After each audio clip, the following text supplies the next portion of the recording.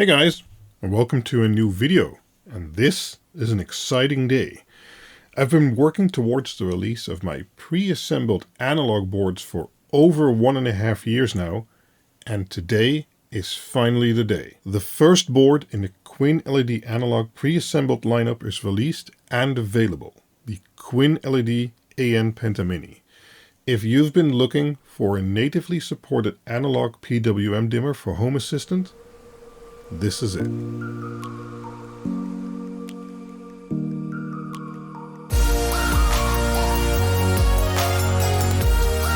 So let's quickly talk about digital versus analog LEDs, because a lot of videos on this channel have been about digital LEDs recently. Why in this time and age would you still want to use analog LEDs? We're not going into digital versus analog LEDs fully in this video. A dedicated video would be better for that. But some of the advantages analog PWM dimming currently still holds over digital are the following in rapid fire. Analog PWM dimming can still handle a lot more current. So if you need a bright LED strip for task, building, work surface, or any lighting requiring a good amount of light, analog is still where it's at. Analog dimming can run a much higher PWM frequency than most popular digital LED chips out there, making it much more suitable for photography or video work.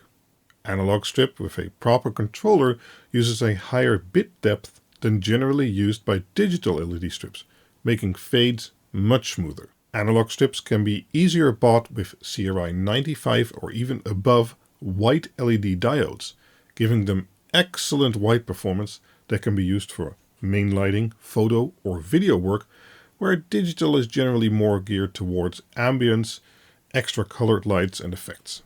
Those are just some of the advantages analog PWM dimming still has versus generally available digital strips, but I will make a dedicated video about that in the future so people have an easier time figuring out if they want digital or analog. Right, today is about the first of the 3 analog PWM controllers I've been working on. And boy, have I been working on them for a while. For various reasons, this has been 1.5 years in the making, but the first one is finally actually here. You can buy one today.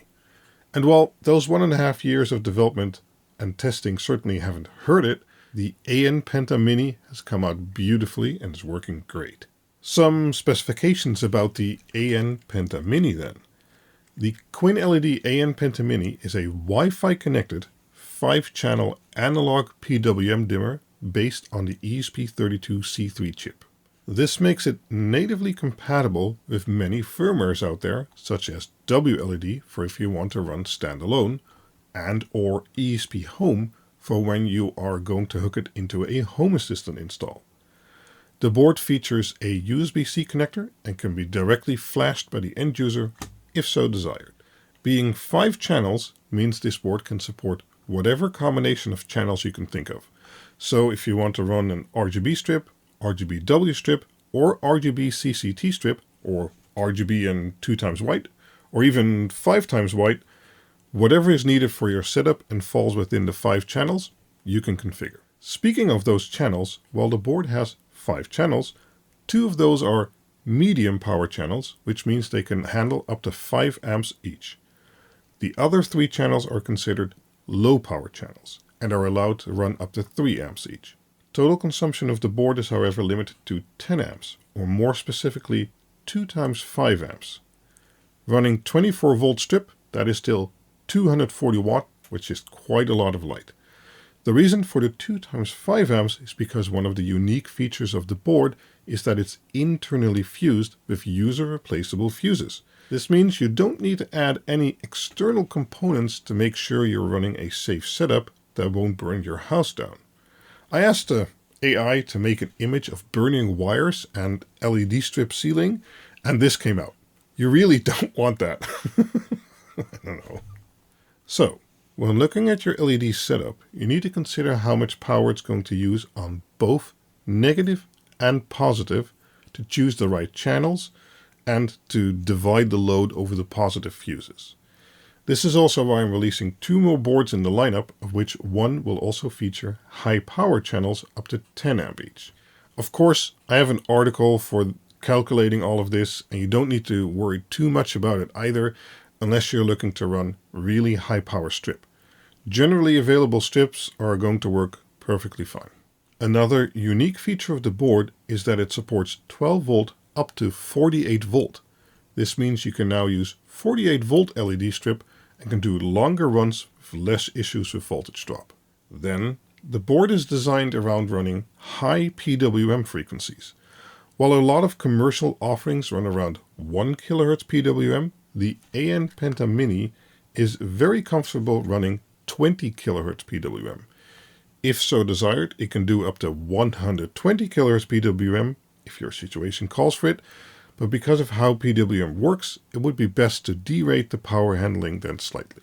Expandability also hasn't been forgotten. There are 3 button inputs at the front on dedicated terminals next to a 3.3 volt and ground terminal. These inputs have been internally pulled high and hardware debounced, so you only need to connect a switch between the button pin and ground, and that will make everything work. To add even more options, there is a Stemma QT I2C connector on the board. With this standardized connector, you can easily hook up I2C devices of various types. I have a dedicated article about that available, but think of it, for instance, of adding 8 or 16 additional input pins, external temperature sensors, light sensors, motion sensors, etc., etc. Especially when you're running ESPhome software, this allows a great range of options. Or if you just need 2 extra GPIO pins, you can get a little breakout cable and use the pins for whatever you need. The An-Mini comes delivered in a sturdy aluminium housing with clear labeling at the front and the back for the pluggable terminals. This means it's always based on an external Wi-Fi antenna, and you can bend it the way you need it, meaning you will get a great range and can place this little controller in your home or building wherever you need it. The board is Wi-Fi only, no Zigbee or Z-Wave. Okay, and at a glance, I think that's it regarding features.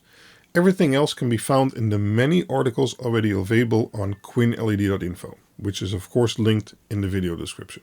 So who or what is this board for? Well, I already mentioned the benefits of analog PWM dimming in the beginning of the video.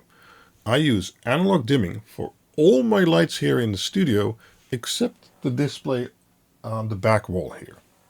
If you pay close attention to the lights, especially the colors in the background, they've actually been changing color all this time during the video, but because of the high bitrate and PWM frequency available with analog dimming, you can do so very slowly with very gradual steps that you probably haven't even noticed.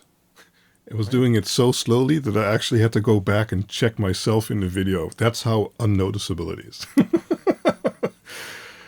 The white LED strips lighting me are also controlled using analog PWM strips with a very high CRI 95 quality, as are for instance the strips behind my TV, providing a nice soft glow behind the TV. That's a stupid thing to write in my script.